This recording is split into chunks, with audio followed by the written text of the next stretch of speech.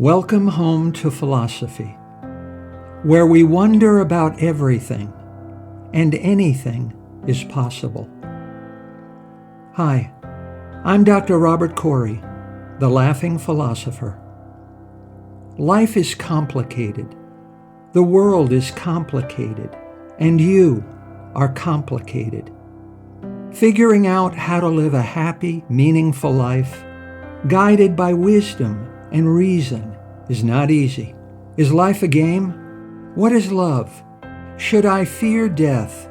Is this a just world? Almost from the moment of birth, you've been told how to behave, how to fit in, and how to fulfill other people's expectations. You fear that you will lack importance or cease to exist in the lives of others if you think for yourself and question the rules and roles you've been told define you. Wisdom and reason will remove this illusion so you can live authentically in the world around you, find your true purpose, and become your real self. Welcome to episode number 119. Bonhoeffer warned us, the real danger isn't evil, it's stupidity. Welcome to the Laughing Philosopher, where we take life's deepest questions and shine a philosophical light on them, where thinking out loud is still allowed. Today, we're diving into a chilling idea from one of the bravest philosophers of the 20th century, Dietrich Bonhoeffer's theory of stupidity. But Bonhoeffer's idea of stupidity isn't about know-how, low IQ, or bad grades. It's about something far more sinister and dangerous, and far more common in our society than we care to admit to ourselves. Great empires don't die from murder, but from stupidity.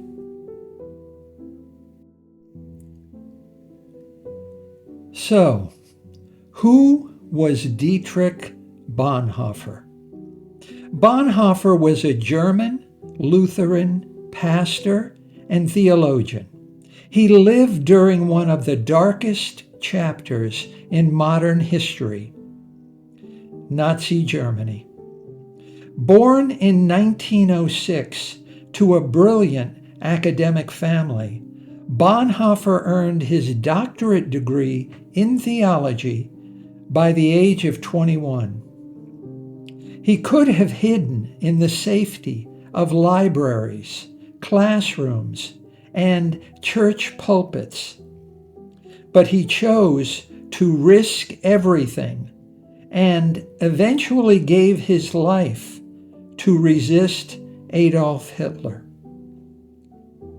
He is known for his deep commitment to Christian morality, personal conscience, and active resistance against evil.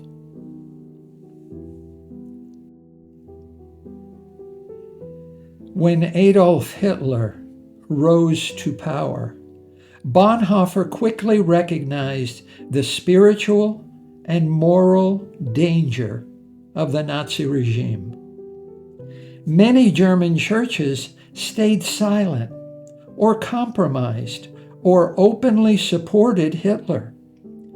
But Bonhoeffer helped form the Confessing Church, which opposed the Nazification of Christianity. Bonhoeffer was an outspoken anti-Nazi dissident and later joined a secret plot to overthrow Hitler. He was arrested, imprisoned, and just weeks before the end of the war, as Bonhoeffer's prison guards didn't know what else to do with him, Bonhoeffer was executed by hanging at Flossenburg concentration camp in April 1945 at the age of 39.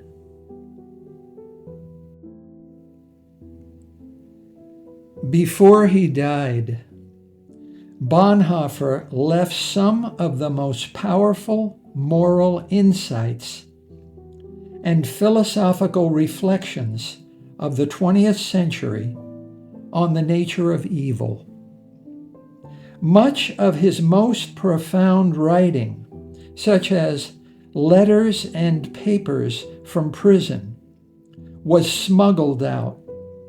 In one of his prison letters, Bonhoeffer outlined what is now called his theory of stupidity, a frightening analysis of how a whole society can become morally blind and politically suicidal, not merely due to malice, but due to stupidity. Why did the German people submit to the Nazi regime? The answer is Bonhoeffer's theory of stupidity. So, what is Bonhoeffer's theory of stupidity? Bonhoeffer wrote, "Stupidity is a more dangerous enemy of the good than malice. One may protest against evil. It can be exposed and prevented by use of force.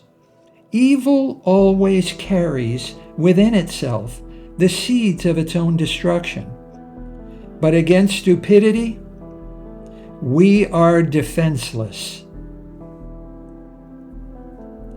What a weird idea. Why fear stupidity more than evil? Let that sink in. Evil can be confronted, but stupidity, that's tricky. Why? Because the stupid don't know they're stupid. And worse, they don't want to know. They're not open to reason or facts or evidence. The truth doesn't matter to them. The stupid have handed over their thinking to some person or some group. Bonhoeffer didn't mean stupidity as a lack of intelligence. Many highly educated people, he observed, also fall under its spell. He means stupidity as a moral and spiritual blindness, an inability or refusal to think critically, question authority, or recognize evil as evil.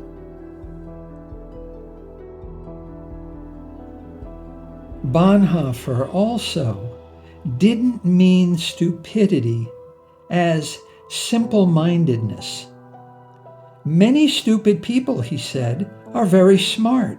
What makes a person stupid is their refusal to think for themselves, their willingness to follow orders, slogans, and crowds unthinkingly and unreflectingly, without examining what they're doing. Bonhoeffer said, "When people become part of a group, they often give up their own independent thinking. They become thoughtless. They become stupid." Stupidity is not only an individual failing, but also a social fact. Stupidity arises not because someone is uneducated, but because they outsource their independent judgment to a person, group, movement, or ideology.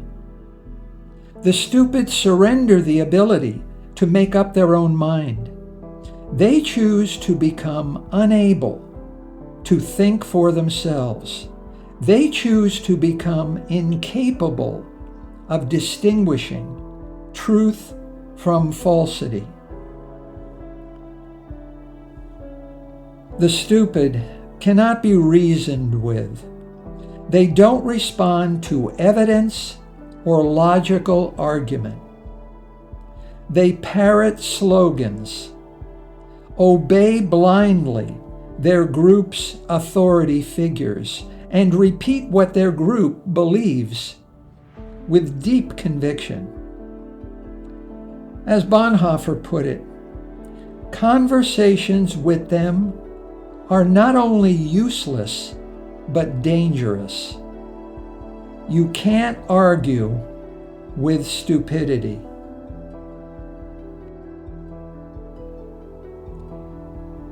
Stupidity is empowered by political and social forces. When people become a member of a group or movement that promises belonging, strength, and simplicity in the face of change and chaos, they stop critically thinking and start blindly conforming. Under tyranny and the threat of force, it's not the violent or the malicious who do the most damage. It's the obedient, thoughtless, and silent majority. Let's be honest. Isn't Bonhoeffer's theory disturbingly relevant in our society today? Millions of us believe falsehoods about vaccines or elections or secret conspiracies, not because they're evil people, but because they're trapped in an echo chamber. People fall into groupthink in online communities and political tribes, refusing to consider or even recognize contradictory facts or evidence.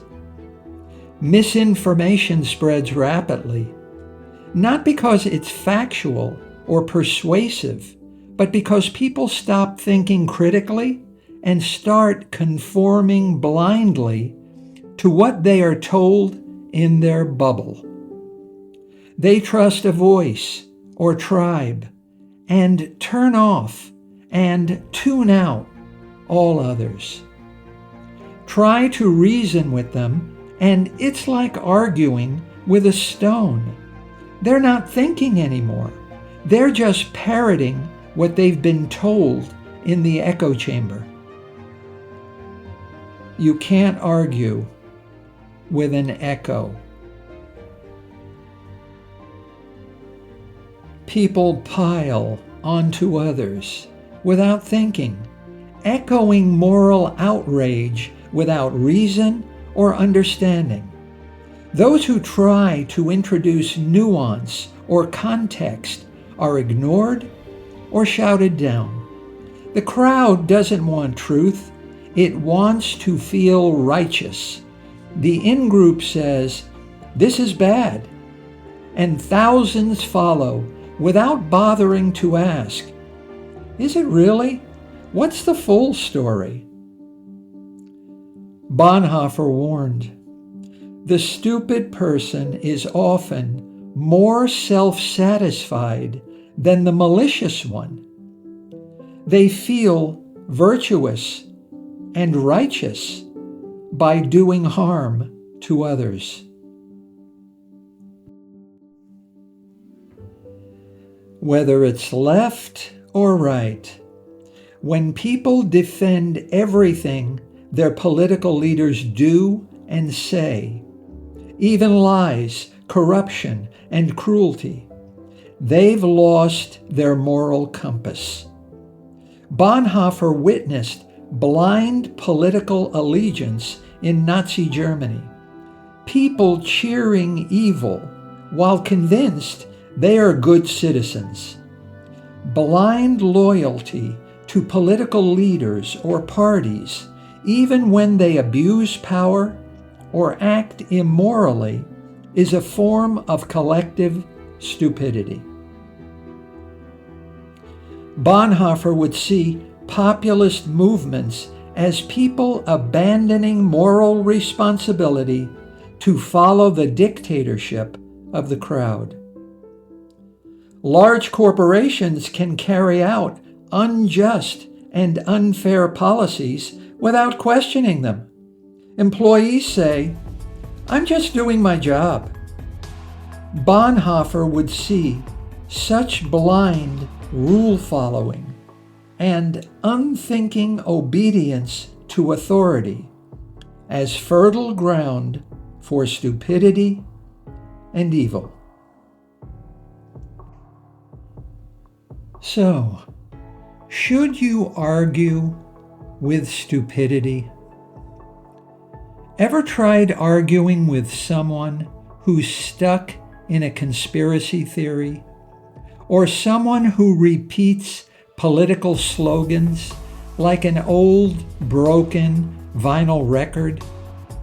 Bonhoeffer would say, "You're wasting your time. You're not talking to a thinking person. You're talking to a vessel of noise." With stupid people, we are never allowed to argue, Bonhoeffer wrote. It is senseless and dangerous.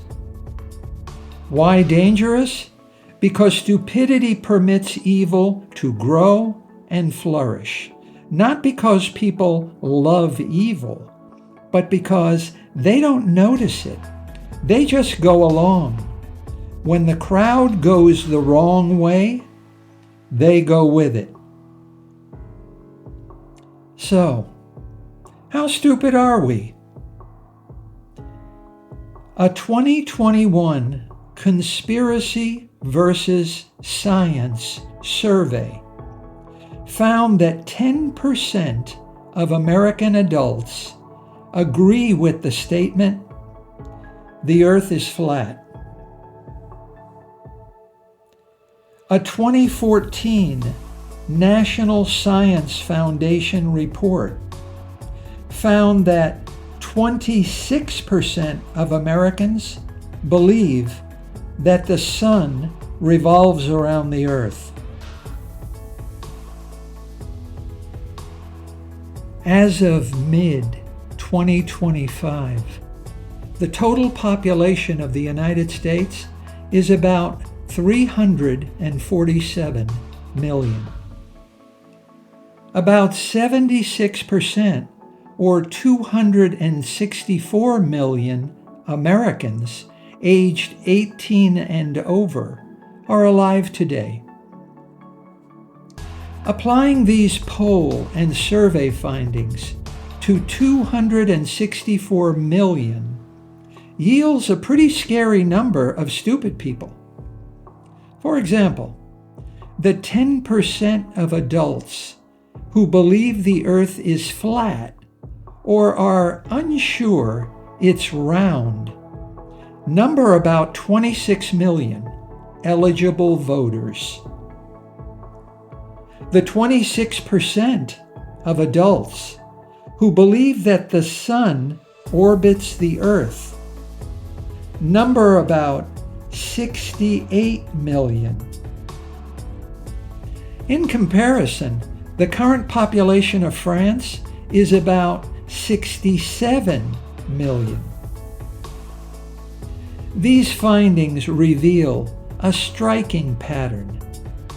Despite high levels of formal education and scientific knowledge in the general population, a significant fraction of adult Americans hold or tolerate clearly false and debunked beliefs.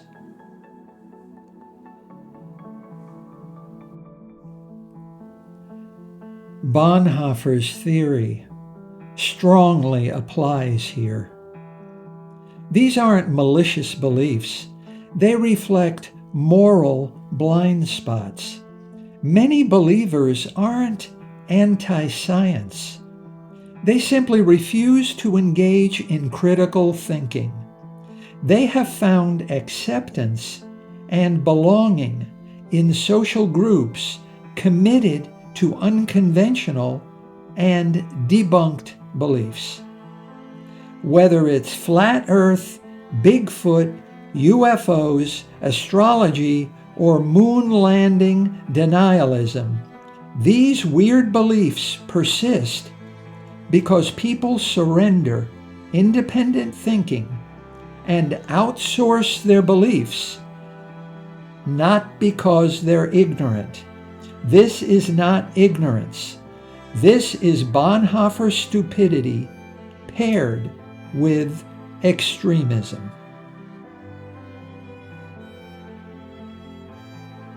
So, what is extremism? These days, extremism is a word we throw around a lot. It's the label we apply to people who hold weird opinions, push bizarre agendas, or behave in absurd and irrational ways. So what actually gives rise to extremism? Not just the violent kind, but the everyday kind, the dogmatic, the blind, and the unquestioning extremism. The kind that shows up at rallies where thinking dies and slogans take over. Because Bonhoeffer doesn't see extremism as a failure of intelligence, but as a failure of thought, a failure of moral courage, a failure that begins not with hatred, but with stupidity. Extremism isn't about ideas. It's about people who have stopped thinking for themselves and follow a cause or a leader with slavish and uncritical devotion. Bonhoeffer would not be surprised by extremism. Extremism is exactly the kind of mass stupidity he warned us about. The power of the one needs the stupidity of the many, he said. Stupidity is the soil of extremism. Extremism feeds on stupidity. Stupid people aren't necessarily dumb, but they've handed over their responsibility to think and reason. That's what makes them vulnerable to manipulation and easily radicalized. Extremists don't start with evil in their hearts, but in echo chambers with a cycle of reinforcing beliefs. They adopt black or white thinking, villainize outsiders, and repeat slogans and rallying cries in place of thinking and reasoning. In Bonhoeffer's words, they become incapable of autonomous thinking. Most people are reasonable, reflective, and able to think critically. Most people try to find common ground, to balance competing ideas. Most people have doubts and question their beliefs and certainties. Most people think before responding. Extremists shout instead of think, follow instead of question, and react instead of respond. Extremists feel righteous, even heroic. Extremists believe they're standing up to tyranny, even though their mindless zeal creates the conditions for tyranny. Extremists seek out information that agrees with them and ignore everything else. Extremists define themselves by who they are not: the outsider, the unbeliever, and the stranger. Bonhoeffer predicted stupid people, people who lose their moral gyroscope when they fuse their identity with a leader and refuse to think through their beliefs. Slogans over thought, certainty over humility, falsehoods over truth, obedience over moral courage. That's the stupidity Bonhoeffer called more dangerous than malice, because, he said, it wears the costume of truth while serving the purposes of lies. Bonhoeffer didn't believe stupidity was incurable, but the cure isn't more knowledge or information. Arguing doesn't work anymore. It's moral strength. People must want to think for themselves. They must value truth more than tribal loyalty. They must see good character as their most precious possession. That's the real resistance. The intelligent extremist uses others for evil. The stupid extremist is used by others for evil. Stupidity fuels extremism. Tyrants don't succeed because everyone's evil. They succeed because the majority of people stop thinking. They surrender their judgment to the leader, the party, or the movement. Once that happens, it's not about ideas anymore. It's about identity. The extremist doesn't ask, "Is this true?" He asks, "Is this what my side believes?" Extremists stop asking questions. They trade thinking for following and reasoning for certainty. We should fear these people the most, not because they are hateful, but because they are tools. Bonhoeffer wrote, "The stupid person will also be capable of any evil, and at the same time incapable of seeing that it is evil."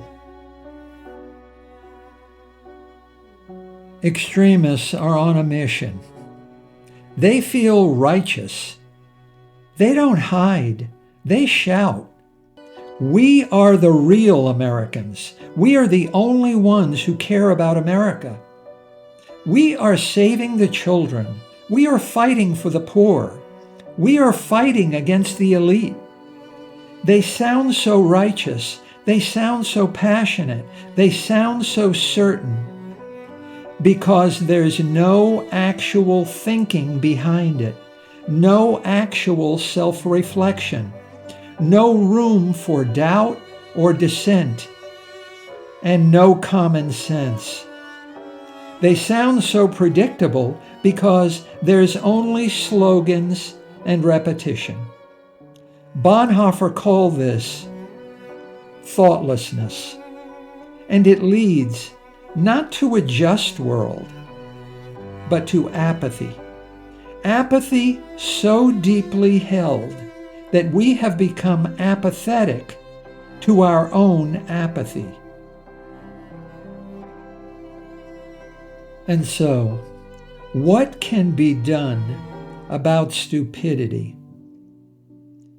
Bonhoeffer believed that the antidote to stupidity is clarity and moral courage.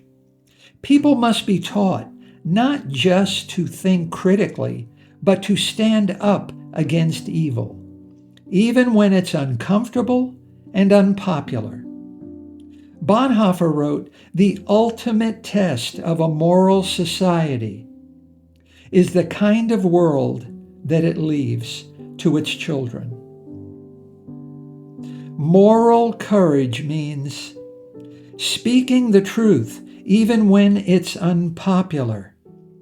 When the majority go wrong, don't go with them. Moral courage means valuing personal conscience over social conformity. Acceptance and belonging may feel good, but not at the cost of your integrity and good character.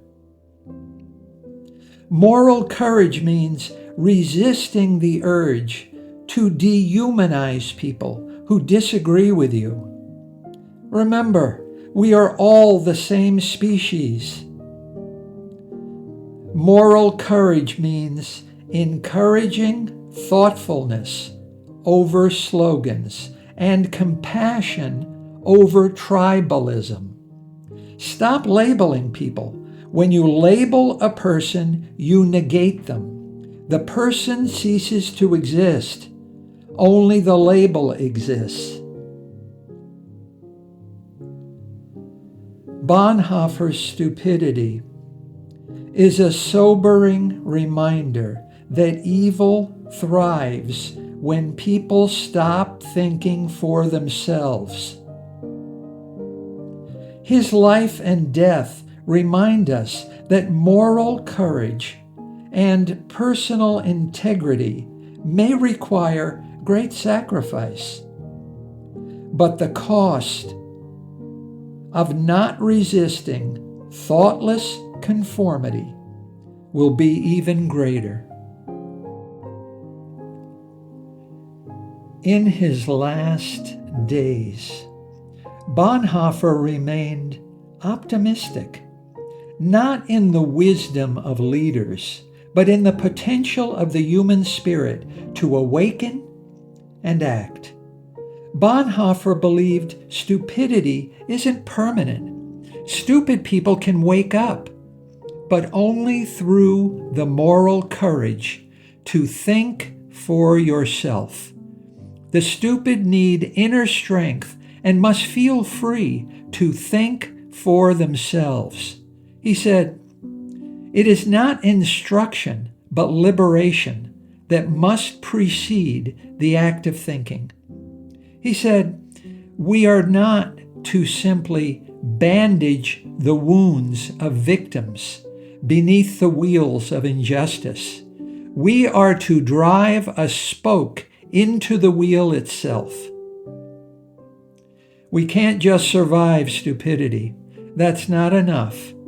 We have to interrupt it, resist it. Shouting at stupid people doesn't work. Preaching won't help them learn how to think critically. Courage will. Bonhoeffer's most profound insight is simply this: think for yourself, even when it's dangerous, especially then. Thank you for joining me on this episode of The Laughing Philosopher. If this episode made you think, share it with a friend who has stopped thinking, or someone who wants to know how to start. Do it for Dietrich Bonhoeffer. He gave his life to share these thoughts and ideas with you. And when you're feeling brave, bring up Bonhoeffer's theory of stupidity at your next dinner with friends. See what happens. Helping others to think for themselves is not filling a bucket, but lighting a candle. And no one lights a candle and then hides it in a closet. In a society caught in a crossfire between slogans and shouting, thinking for yourself may be the most dangerous act of all.